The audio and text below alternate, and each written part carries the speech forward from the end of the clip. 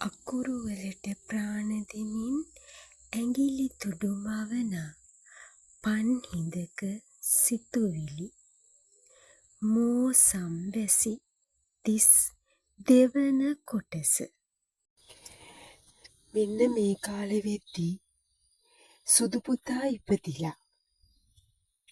ඒ වගේම සුදු පුතාගේ මල්ලි ඉපදෙන්න තමයි යන්නේ. ඉතින් එදා ස්වේති කැලුම්ගේ ගෙදරට යද්දී ස්වේතිට හම්බ වෙන්නේ කැලුම්වමයි. මොකද ඒ වෙද්දී සුදු පුතත් එක්ක සුදු පුතාගේ අම්මා මල්ලි හම්බෙන්න ඉන්න නිසා පන්සලට ගිහිල්ලා ඉන්නේ. ඉතින් පුතේ ස්වේති කැලුම් ගාවට ගිහිල්ලා එයාගේ අතේ ඉන්න එයාගේ දරුවත් පෙන්නලා එයාට වෙච්ච හැම දෙයක්ම කැලුම් එක කියනවා.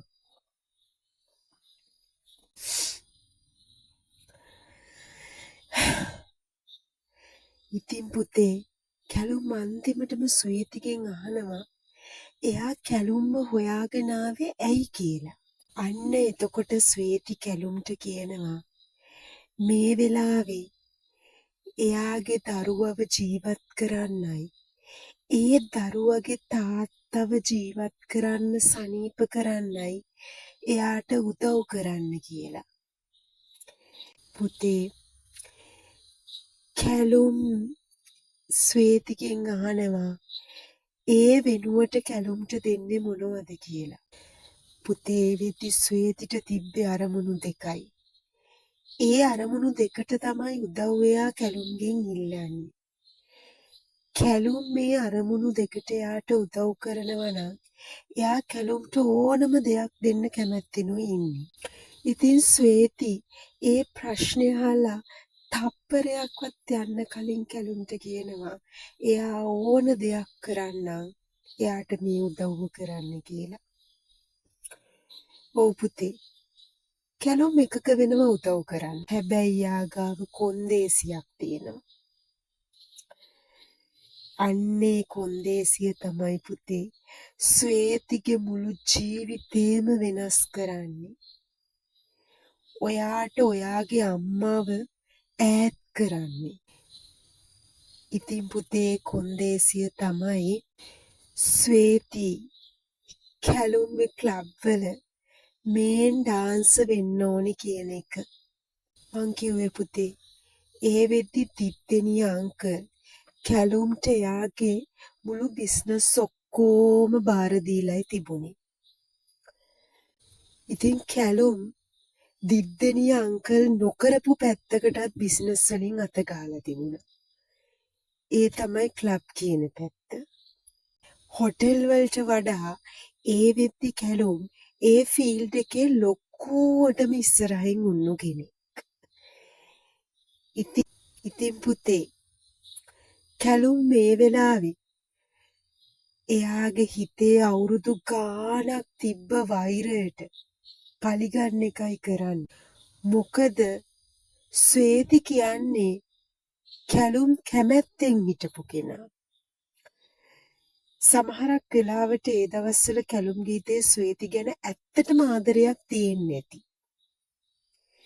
ඉතින් ඒ ආදරේ තමයි එයාගේ අම්මට තාත්තට කියලා ස්වේතිව බඳින්නත් හැදුවේ.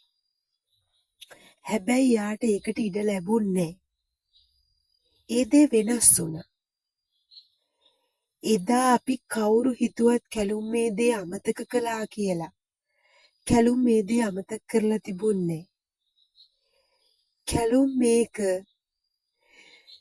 මහා වෛරයක් කරගෙන එදා ස්වේතිගෙන් අන්න අර විදිහ ඉල්ලීමක් කරනවා. ඒක ඉල්ලීමකුත් නෙමෙයි. උදව්වට හිලව්වක්. ඉතින් ස්වේති ඒකට කැමති වුණා කියලා මං ඔයාට අමුතුවෙන් කියන්න ඕනේ නෑ පුතේ. මොකද ඔයාගේ අම්මා තමයි දැන්ට ඉන්න හොඳම ක්ලබ් ඩාන්සර්. හැබැයි පුතේ ස්වේතිගෙත් කොන්දේසියක් තියෙනවා. ඒ තමයි එයා ඒ ක්ලබ් වලට ජොයින් වෙන්නේ ඒ මාව සනීප වෙලා වගේම එයාගේ දරුවට අවම මාස 6ක්වත් පිරුණට පස්සේ කියන එක. කැලුම් කැමති වෙනවා. එදා ඉඳන් පුතේ කැලුම් හැම දෙයකටම වියදම් කරනවා. හැබැයි පුතේ ඒත් එක්ක තවත් මහා නපුරු දෙයක් සිද්ධ වෙනවා. ඒ තමයි කැලුම්ගේ හිතේ ඔයාගේ අම්මට විශේෂ තැනක් හැදෙනවා. සමහරක් විට පහුගිය ආදරේ ආපහු යාව වෙන්නත් පුළුවන්. හැබැයි ඉතින් ඒක කැලුම්ගේ පෞල් ජීවිතය ඇතුලේ ලොකු ආරවුල් ගොඩක් හදනවා. මං සනීප වෙනවා පුතේ. ඒත් ඔයාගේ තාත්තගේ මේ කකුලේ අද තියෙන කොරේ අන්න ඒ ඇක්සිඩන්ට් එකේ ප්‍රතිඵලයක් විදිහට මං කරපු පව්වල විඳවීමක් විදිහට මගේ මුළු ජීවිත කාලෙම තියෙනවා. ඔයාට මාස 6ක් වෙද්දි ස්වේතිට වෙනවා එයා කැලුම්ට වෙච්ච පොරොන්දු ඉෂ්ට කරන්න.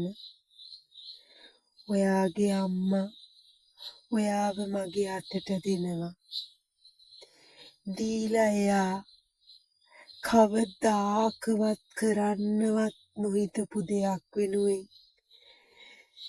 යනවා. ඔයාගේ අම්මා ඇතුලෙන් පිච්චෙන තරම් මං දකිනවා පුතේ.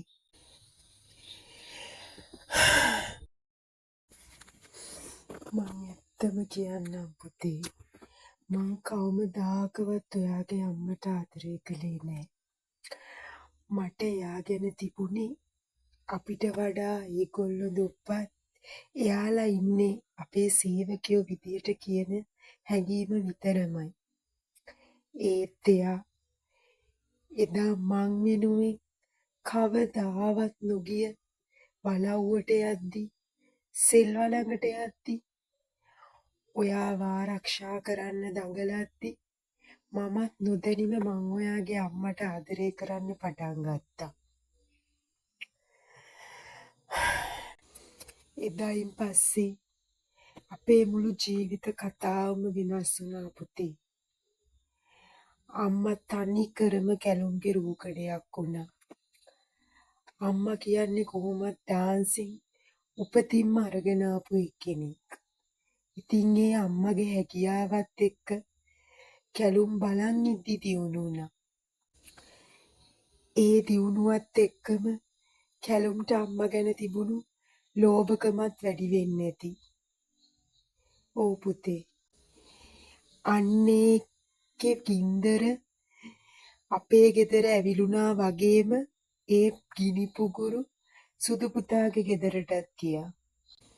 මොකද ඒ වෙද්දි කැලුම් සුදු පුතාව වගේම එයාගේ අම්මව එයාගේ අම්මට ලැබෙන්න ඉන්න සුදු පුතාගේ මල්ලිව මේ හැමෝම අතාරින්න සූදානම් වෙලා හිටියේ. ඒත් ඔයාගේ අම්මගේ හිතේ කවමදාකවත් අපි දෙන්න ගැන ඇරෙන්න වෙන කිසිම හැඟීමක් තිබුණේ නැහැ. ඔයා චූටි පුතේ. ඔයාව දාලා රෑ තිස්සේ පිච්චි අඬ එයා ගියේ. දුවගෙන උදේට එන එයා ඉස්සෙල්ලාම කරන්නේ ඔයාව අතට ගන්න එක. ඒ යන්න වෙන තප්පරේ වෙනකම්ම එයා ඔයාව ළඟින්ම තියන් ඔන්න. ඉතින් එයාගේ සල්ලි වලින් අපි චුට්ට ඉස්සරහට ආවා.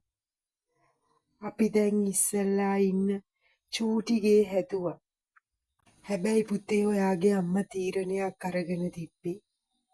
එයා දැනන් උන්න එයා කරන රස්සාවේ තරම ඒකට සමාජයෙන් ලැබෙන තැන එයා ඒ නිසා තීරණය කළා ඔයාට තේරෙන කාලෙ වෙද්දි අකමැත්තෙන් වුණත් එයාව ඔයාගෙන් ඈත් කරලා තියන්න. ඒ නිසා ඔයාගේ තාත්තට වුණා ඔයාට තේරෙන කාලෙ වෙද්දි ඔයාගේ අම්මා වෙන්න. ඒ වුණාට පුතේ මගේ පිටිපස්සේ ඔයාගේ ඕනෑ එපාකම් ඔක්කොම පිරිමහමා හිටියේ ඔයාගේ අම්මා. මටත් මොකක්ම හරි කරන්න ඕන වුණා. මං ඒ වෙද්දි මනසින් වැටෙන්න පුළුවන් උපරිමේ වැටිච්ච මිනිස්සේ. ඇත්තටම මං හුස්ම ගත්තේ ඔයා නිසා. ඔහේ ඈතක් පාතක් නැතුව ඇවිද ඇවිද ඉද්දි දවසක් ඔයාත් මම සපත්තු මහන කඩේ තිබ්බා. දන්නේ මට ඒ අදහස ආවේ කොහොමද කියලා. දවසක් ඔතනුයි සපත්තු මහන අංකල් කෙනෙක් සපත්තු මහමා හිටියා. මං ඒ දවස්වල මං කිව්වේ ජීවිතේ අන්තෙටම වැටලා හිටපු මිනිස්සෙක් කියලා. ඉතින් මං කොහේ හරි තැන් වල කාලේ ගත කරා. දෙමළ මිනිස්සෙක් වුණත් ඒ මිනිස්සයා මගෙන් අහලා බැලුවේ ඇයි කියලා. පුතේ ටික කාලයක් යද්දි ඒ මිනිස්සයාට මං සමහරක් ජීවිතේ තැන් කිව්වා. එයා ඒ වෙද්දි හොඳටම වයසයි. එයා එයාගේ මුළු පවුලම නඩත්තු කරලා තිබ්බේ සපත්තු මානෙකින්. හැබැයි ඒ වෙද්දි එයාගේ දරුවෝ හොඳ තැන්වල. එයාගේ දරුවෝ කැමති නෑ එයා මෙහෙම දුක් විඳිනවට. එයාගේ දරුවෝ එයාට බල කර කර හිටියේ සපත්තු මහන වැඩේ නවත්තන්න කියලා. ඒත් එයා පුරුද්දට වගේ සපත්තු මෙහුවා. එක දවසක් මං එයාගෙන් ඇහුවා මටත් උගන්වන්න පුළුවන්ද කියලා. එයා මට ඉගැන්නුවා. ටික කාලයක් යද්දි මං එයාත් එක්ක වැඩ කළා. ඊටත් පස්සේ කාලේ ඒ මුළු සපත්තු කඩේම එයා මට දීලා එයා අයින් වෙලා ගියා. ඉතින් පුතේ අන්න ඒකයි ඔයාගේ තාත්තගේ රස්සාව වුණේ. මට ඔයාවත් බලාගෙන මොකක් හරිම කරන්න ඕනකමට මං ඒක කළා මිසක්කා අපිට ඒකෙන් ලොකු ආදායමක් නෑ පුතේ. අදටත් ඔයාගේ account එකට වැටෙන සල්ලි දාන්නේ ඔයාගේ අම්මා. ඔයා කන්නාස බොන්නාස හැම දෙයක්ම ගෙනත් දෙන්නේ ඔයාගේ අම්මා. එයා කැමති වුණේ නෑ මං ඔයා ගාවින් තප්පරයක්වත් ඈත් වෙලා ඉන්නවට. ඒත් ඔයා ලොකු වෙද්දි එයා ටිකෙන් ටික අපෙන් ඈත් වුණා පුතේ. අපේ ලොකුගේ හැදුවා. අම්මා අපි ඔක්කොටම ඒකට එන්න කිව්වත් ඔයා මහ පුදුම විදියට ඒකට අකමැති වුණා. ඉතින් අපි අර පොඩි ගේම නතර වුණා. ඒත් ඉතින් අම්මා අර ලොකුගේ ඉඳන් ඔයා දිහා බල බල තනියම හූල්ලනවා පුතේ. අදටත් එයා ඔයාගේ ළඟට එන්න බැරුව හූල්ලනවා. එයා සෙල්වා ගැන හොයලා බැලුවා. එයා උදව් කළා කියලා නොතේරෙන්න වෙන විදිවලට සෙල්වට උදව් කරා. එයාට එකම එක දවසක් ආපහු ඒ සෙල්වගේ ගෙදරට යන්න ආස ඇති. එකම එක පාරක් ඔයාව තුරුල් කරගෙන ඉන්න ආස ඇති. ඒත් එයාව මේ සමාජය ඇදලා දාලා තියෙන තත්ත්වෙත් එක්ක එයාට ඒක කරන්න බෑ කිව්වා. ලෝකෙටම නරක අම්මෙක් වෙලා එයා මුළු ලෝකෙටම මාව හොඳ තාත්තෙක් කළා.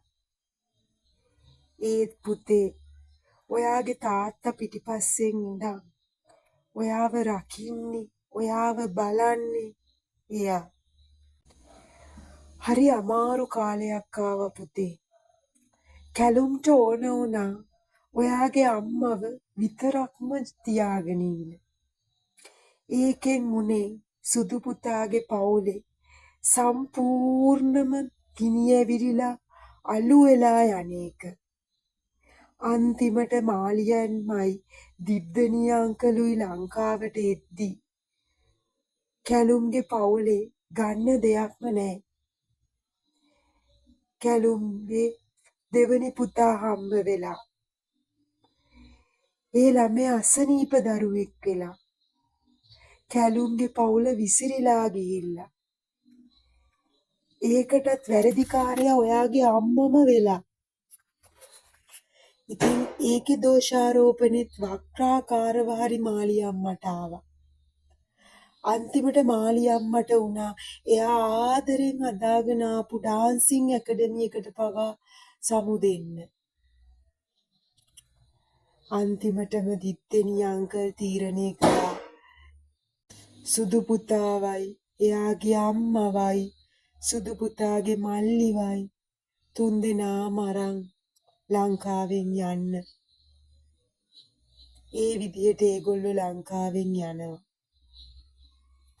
ඔයයි මමයි මේ ලංකාවේ අර පොඩි ගෙදරට යනවා. අම්මා අපේ ඉස්සරහම ලොකු ගෙදරක ඉඳන් කාටවත් කියන්නේ නැතුව තනියම හූල්ලනවා. ඔයාගේ අම්මා මහා ගොඩක් පව් පුතේ. හරිම පව්. කිසිම දවසක වරදක් නොකරපු එයා නිකම්ම වැරදිකාරයෙක් වෙනවා. හැබැයි එයා කවදාවත් එයා නිවැරදි කියලා ඔප්පු කරන්න යන්නේ නැහැ. මොකද නිවැරදි කියලා එයාට ඔප්පු කරත් ඒ කතාව පිළිගන්න ඉන්නේ සීමිත ප්‍රමාණයයි. අදටත් සුදු පුතාගේ මාළි අම්මගේ දිද්දෙනි අංකල්ගේ සුදු පුතාගේ අම්මගේ එයාගේ මල්ලිගේ මේ හැමෝගෙම හිතවල ඔයාගේ අම්මා වැරදිකාරයෙක්. ඒත් මෙතන මුල්ම වරද මගේ පුතේ. මුල්ම වරද මගේ. පොඩියම්මෝ තමසේ මගේ පවුල විනාශ කළා. මගේ නැන්දව නැති කරලා දැම්මා. මේ හැම දෙයකටම වග කියන්න ඕනේ තමුසේ. මම තමුසෙව තියන්නේ. ඒයි අරවින් නවත්තනවා මිනිස්සයෝ.